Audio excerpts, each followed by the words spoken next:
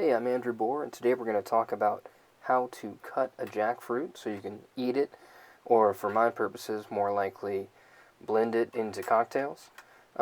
Recently I went over to Damn the Weather, and my buddy Bryn let me use his kitchen to butcher a jackfruit.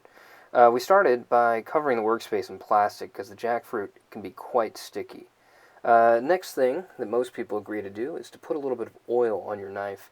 That's going to keep the natural latex inside of the jackfruit from sticking to your knife and making it very, very difficult to clean. And when you have to really struggle to clean a knife, that's kind of a dangerous place to be. Also, I'm wearing gloves, not just for the basic food safety purposes, but also because of that kind of sticky latex that is inside of the jackfruit. So after you just cut it in half like you would with any other fruit, you'll see a lot of the seeds are right there on the surface.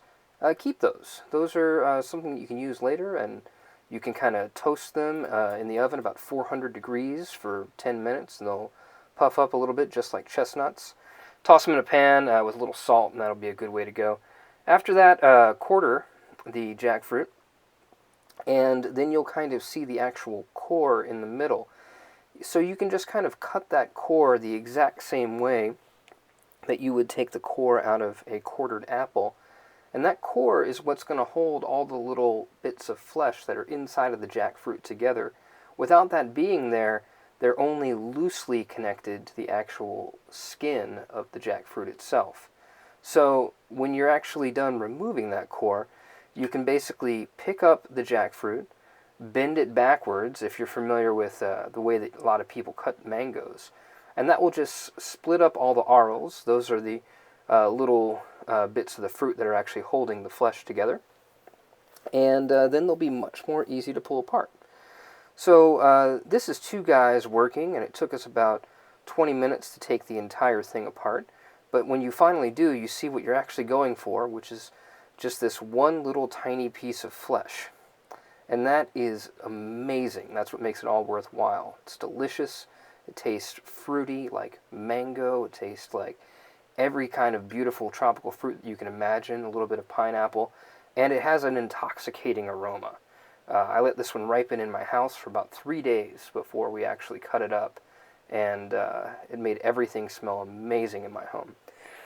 Speaking of the ripeness of the actual fruit itself, you're going to want to wait until the jackfruit has kind of turned yellowish and brown on the outside. If you've got a good produce department, they'll normally tell you about how long it'll take for that kind of fruit to ripen up. So after that, it's basically just pulling these nodes apart one by one, keeping the seeds on the side, and repeating until you're done. You'll obviously get faster as you get better at this.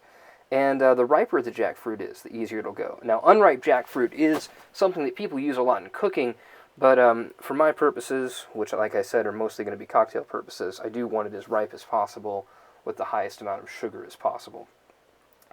So this is a 16-pound jackfruit, which is about as small as they actually get. The jackfruit itself is the biggest fruit that comes from a tree in the world. They've been noted to get up to 150 pounds. This one's only 16, which is about as small as they can possibly get. And from this 16-pound fruit, we've got 1.5 quarts of seeds and 4 quarts of flesh.